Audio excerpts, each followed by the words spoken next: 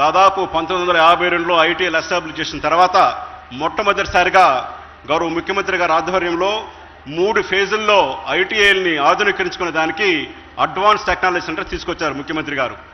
మొదటి ఫేజ్లో ఒక 25 ఏటీసీలు ప్రారంభించుకున్నాం, ఆ బిల్డింగ్లు కంప్లీట్ అయిపోయినాయి. ఇప్పుడు రెండో ఫేజ్లో ఈ యొక్క అకాడమిక్ ఇయర్కి సంబంధించి ఇంకొక 40 ఏటీసీలు శాంక్షన్ చేశారు, ఆ బిల్డింగ్లు కంప్లీట్ అయిపోయినాయి. 65 బిల్డింగ్లు కంప్లీట్ అయిపోయినాయి. దాదాపు 3,500 కోట్లతో ప్రాజెక్ట్ చేసుకున్నాం మనం. ఇంతకుముందు ఐటీఐలు అంటే ఒక చిన్న చూపు ఉండేది, ఇక్కడ మెషినరీ ఉండదు, విద్యార్థులకు సరైనటువంటి తర్ఫీదు ఇవ్వరు, ఇచ్చిన వాళ్ళు ఇండస్ట్రీకి ఉపయోగపడరని చెప్పేసి ఆ అపవాదం తీసుకొచ్చి మనకు ఏదైతే ఇబ్బంది జరిగిందో దాన్ని పోగొట్టడానికి మన ముఖ్యమంత్రి గారు 3 ఫేజ్లో చెప్తున్నానండి. ఫస్ట్ ఫేజ్లో సెకండ్ ఫేజ్లో కలిపి 65 కంప్లీట్ చేశాము, మెషినరీ అయిపోయింది. 6 ట్రేడ్లకు సంబంధించి సార్ 11,000 మంది విద్యార్థులు కంప్లీట్గా మాకు ఇప్పుడు అడ్మిషన్స్ అయ్యారు.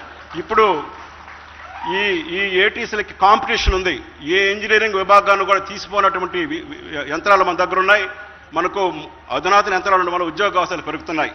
ఉదాహరణకి ఇక్కడ ఈ క్యాంపస్ నుంచి దాదాపు 124 మంది విద్యార్థులు ఏటీసీలు చేసిన వాళ్ళకి ప్లేస్మెంట్స్ వచ్చాయి సార్.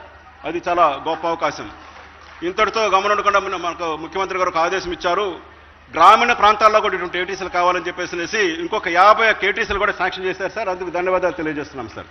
దీనికి అగైన్ ఇంకొక 2,500 కోట్లు ఖర్చు పెట్టబోతున్నాం. ఇవి కూడా ఇప్పుడు టెండర్ దశలోకి వస్తున్నాయి. వచ్చే విద్యా సంవత్సరానికి దీన్ని తీసుకురావాలని ముఖ్యమంత్రి గారి యొక్క ఉద్దేశం. మరి ఇవంతా ఎందుకు చేస్తున్నారంటే తెలంగాణ యువతకి మినిస్టర్ గారు ముఖ్యమంత్రి గారు చేస్తున్నటువంటి ప్రభుత్వం ఇస్తున్నటువంటి కృషి ఇది. ఏదైతే తెలంగాణ యువతకి మ్యానుఫ్యాక్చరింగ్ రంగంలో అనుభవం తీసుకురావాలి, వాళ్ళందరూ కూడా తీసుకొచ్చి ఉద్యోగావకాశం కల్పించాలని చెప్తున్నారు.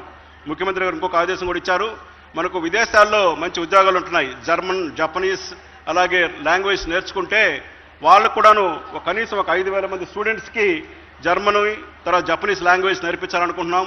రష్యాలో అవకాశాలు ఉన్నాయి, గ్రీసులో అవకాశాలు ఉన్నాయి. టామ్కామ్ అనే సంస్థ ద్వారా వీళ్ళని పంపించి చేయించాలనుకుంటున్నాము. దానికి ముఖ్యమంత్రి గారు మనకు అంగీకరిస్తూ ఒక 150 కోట్లు కూడా మాకు శాంక్షన్ చేశారు. యంత్రాలు మామూలుగా ఏదైతే మనకు ఫిట్టరు ఎలక్ట్రీషియన్ యంత్రాలు ఉంటాయో అవి కూడా బాగు చేసుకోమని చెప్పారు. అట్లాగే సార్ మీరు చెప్పారు ప్రతి క్యాంపస్ను కూడా సోలార్ ఎనర్జీతో నింపమని చెప్పారు సార్. దానికి కూడా ప్రాజెక్ట్ తయారైంది, దాన్ని కూడా ఇంప్లిమెంట్ చేయబోతున్నాం సార్. ఇవన్నీ కూడా మీరు తీసుకొచ్చి ఏదైతే విజన్ 2047 తెలంగాణ రైజింగ్ 2047 అనుకుంటున్నామో దానికి యువతను తీసుకుపోవాలనేది ముఖ్యమంత్రి గారి ఉద్దేశం. ఈ సందర్భంగా వారికి ముఖ్యమంత్రి గారికి నేను మరి ప్రభుత్వానికి కృతజ్ఞతలు తెలియజేస్తూ, అట్లాగే ఇక్కడ కావాల్సిన స్టాఫ్ కూడా మనకు శాంక్షన్ చేశారండి. 138 వాచ్మెన్ శాంక్షన్ చేశారు. దాదాపు 465 మంది స్టాఫ్ను కూడా శాంక్షన్ చేశారు, ఇన్స్పెక్టర్స్ని. అట్లాగే దాదాపు మనకున్నటువంటి ఐటీఐలు 65 ఐటీఐల్లో రిక్రూట్మెంట్ జరిగి సంవత్సరాలు అవుతా ఉంది. 530 ఉద్యోగాలు వాటికి శాంక్షన్ చేసి నింపుకోమని చెప్పారు.